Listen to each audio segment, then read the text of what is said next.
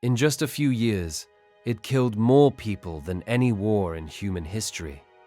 No one knew what caused it. No one knew how to stop it. Some thought it was punishment from God. Some thought it was poison in the wells. It emptied villages, it filled mass graves, and it changed the direction of an entire continent. Let's slow down. Here is the Black Death in 10 minutes.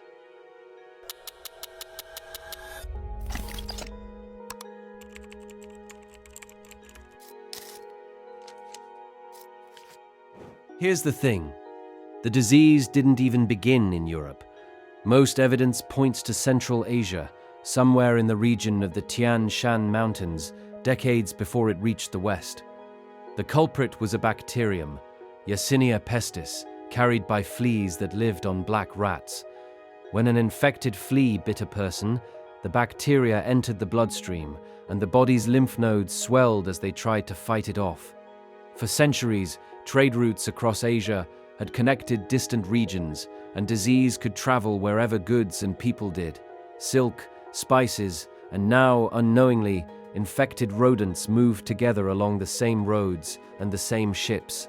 In 1346, Mongol forces besieging the trading port of Kaffa on the Black Sea were themselves struck by the plague. According to one account, they catapulted infected corpses over the city walls, though historians debate how much this actually spread the disease, since fleas rather than corpses were the real vector. Genoese merchants fled the city by ship, desperate to escape. They carried more than cargo. By October 1347, their ships reached the port of Messina in Sicily. Sailors were dead or dying at the oars. Local authorities tried to turn the ships away. It was already too late. The plague had arrived in Europe. From Sicily, the disease moved with terrifying speed.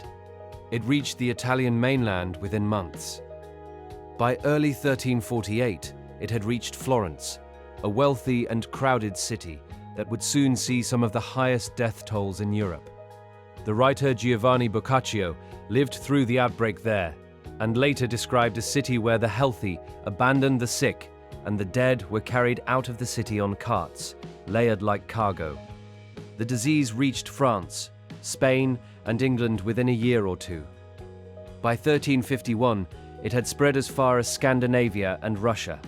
Almost no region of Europe was spared. The symptoms were often unmistakable.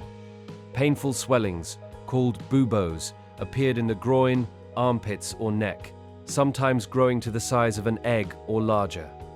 Fever, chills, and exhaustion followed quickly.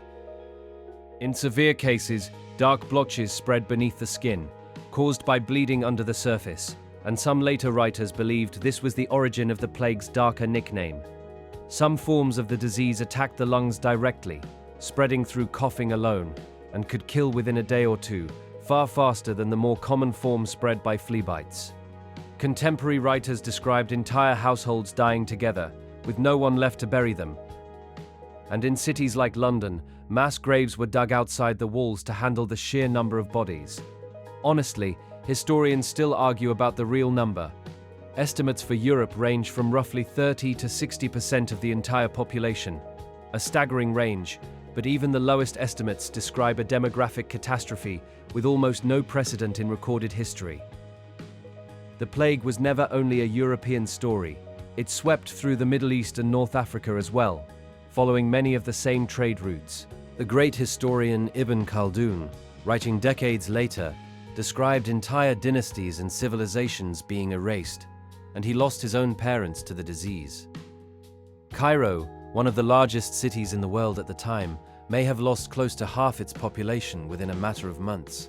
The plague did not respect borders, religions, or trade rivalries. It moved wherever people and goods moved, which by the 14th century meant almost everywhere. No one at the time understood bacteria or fleas, and honestly, why would they? Explanations varied wildly. Some blamed bad air, known as miasma, rising from swamps or rotting matter. Some blamed the alignment of the planets, and university scholars in Paris wrote reports blaming a conjunction of Saturn, Jupiter, and Mars. Many saw it as divine punishment for humanity's sins. In parts of Germany and the Low Countries, groups called flagellants marched from town to town, whipping themselves in public as an act of penance, hoping to appease God directly, sometimes drawing large and emotional crowds wherever they went. Far more tragically, rumors spread that Jewish communities had deliberately poisoned the wells to cause the plague. Despite a papal bull from Pope Clement VI explicitly condemning these accusations and pointing out that Jewish communities were dying from the plague too, massacres occurred across parts of Europe. In Strasbourg alone, in 1349, hundreds of Jewish residents were killed in a single horrific incident, one of the deadliest acts of violence directly connected to the plague itself. Not every response was rooted in fear and blame. Officials in the city of Ragusa, and later Venice, developed one of the first real public health measures in recorded history. Incoming ships were required to wait offshore for a set period before anyone could disembark or unload cargo. The Italian term for that waiting period, 40 days, gives us our modern word, quarantine, a word we're all a little too familiar with now, honestly. Physicians of the time had few real tools to fight the disease itself. Some recommended fleeing crowded cities entirely, advice that, unknowingly, was often the most effective response available. Others prescribed remedies based on herbs, bloodletting, or burning sweet-smelling wood, none of which could touch the actual cause.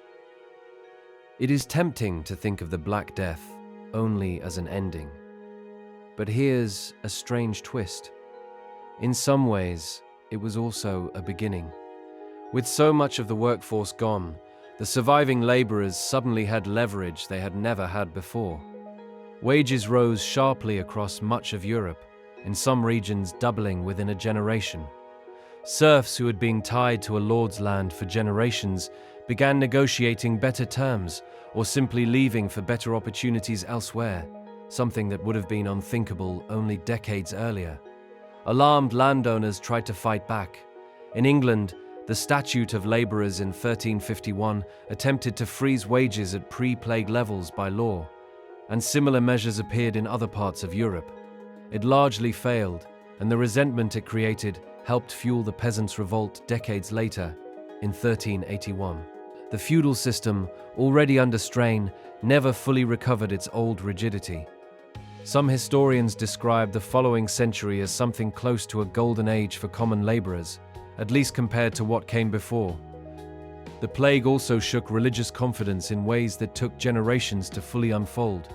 Prayer, penance, and processions had not stopped the dying, and some people quietly began to question institutions they had never questioned before. Art from this period increasingly reflected an obsession with mortality, including a recurring image known as the Danse Macabre, the dance of death, showing skeletons leading people from every walk of life, kings and peasants alike, toward the same grave. Population decline also changed how land itself was used. With fewer people to work the fields, some landowners shifted from labor-intensive grain farming toward raising sheep, which needed far fewer hands, quietly reshaping the rural economy of entire regions. None of this made the plague a hidden blessing. It was a catastrophe by any measure. But catastrophes, historians often note, can still leave behind structural changes that outlast the disaster itself. For centuries afterward, plague did not disappear. Smaller outbreaks returned again and again in city after city for hundreds of years, including the Great Plague of London in 1665, which killed tens of thousands in a single year. It was not until 1894 that a scientist named Alexandre Yersin, working during an outbreak in Hong Kong, finally identified the bacterium responsible, later named Yersinia pestis, in his honor. In recent decades, genetic analysis of medieval skeletons has confirmed that same bacterium caused the 14th century pandemic, closing a scientific question that had lingered for centuries. People at the time, by the way, did not even call it the Black Death. Most contemporary writers called it simply the Great Mortality, or the Pestilence. The name Black Death only became common centuries later, likely in the 16th century or after. What people in the 14th century actually lived through was something almost impossible to fully imagine today, a world where a healthy person could be dead within days, and where nearly every family, in nearly every town, buried someone they loved. Out of that unimaginable loss came a Europe that would never quite return to what it had been before, its economy, its faith, and its sense of mortality all permanently reshaped by a disease no one at the time could even name correctly.